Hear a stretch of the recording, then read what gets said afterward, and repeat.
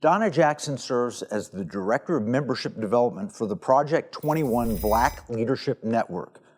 She's a seasoned accountant with public and private sector experience, as well as previous forays into politics and ministry. She's a sought-after speaker, having testified before Congress and also appearing regularly in the media and at conferences. Prior to her career in accounting, she was a political operative in the state of Arkansas, where she worked on the successful campaigns of Governor Mike Huckabee, Senator Tim Hutchinson, and Representative, later Governor Asa Hutchinson. She currently serves as an advisory board member for the Independent Women's Forum, IWF, Center for Energy and Conservation, member of the Board of Directors of the Conservative Caucus, a member of the Heritage Foundation African American Advisory Council, and a member of the Board of Advisors of Our America. Welcome, Donna, to the Economic War Room.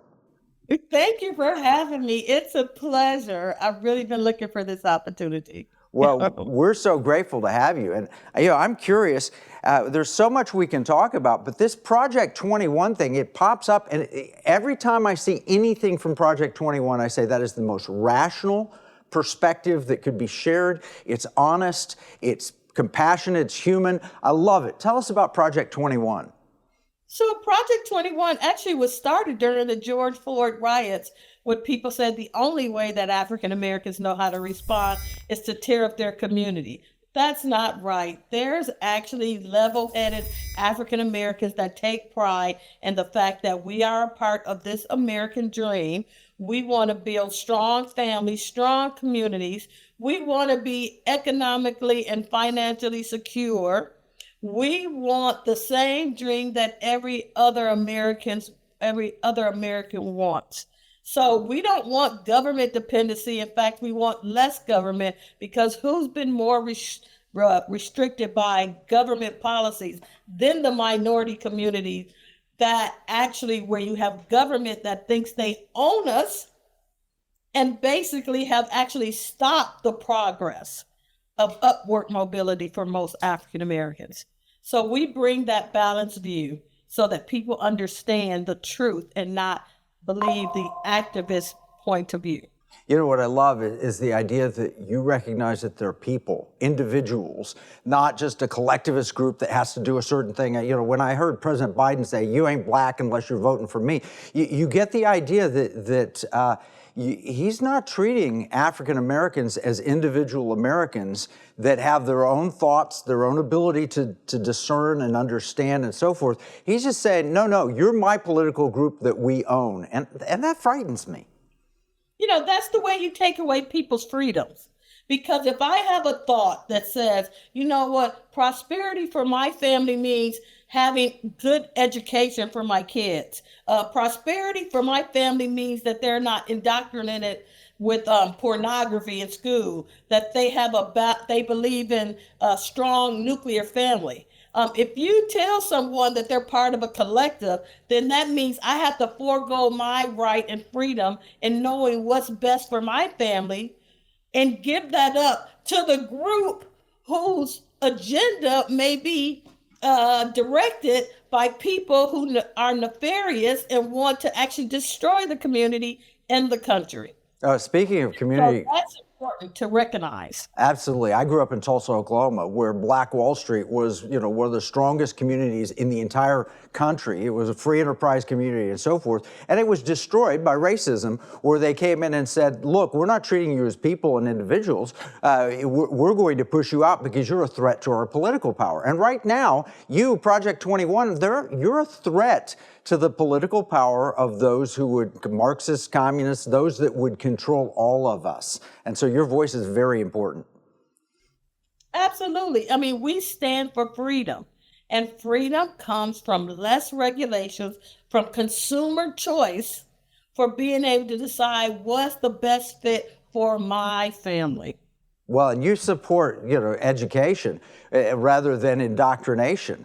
I mean, why is it that we can't provide a decent education for every family? And why do we have to stand for complete government control of schools where they're just forcing propaganda? For example, I saw this article you wrote for Fox News, the Biden administration's biased electrical vehicle agenda.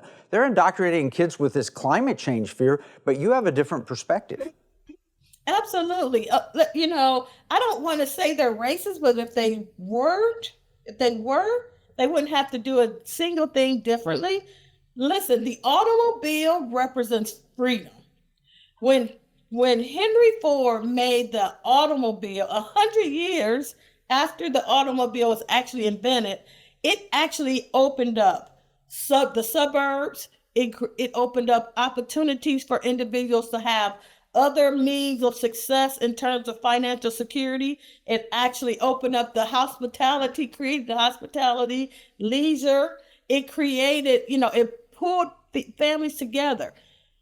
There's a study by the Philadelphia Federal Reserve that said if you give a minority a piece of car, and it doesn't have to be expensive car, you will actually deplete the wage gap between black and white, because actually you have more opportunities outside of your community, and you have multiple opportunities to have multiple income streams with a vehicle. You get to participate in the gig economy, you get to have a regular job, and you actually get to be able to have more sources and better paying jobs that may not exist in your community. So when you take affordability in a vehicle, irregardless of how much that vehicle costs, you take away the ability for a person to actually earn a living.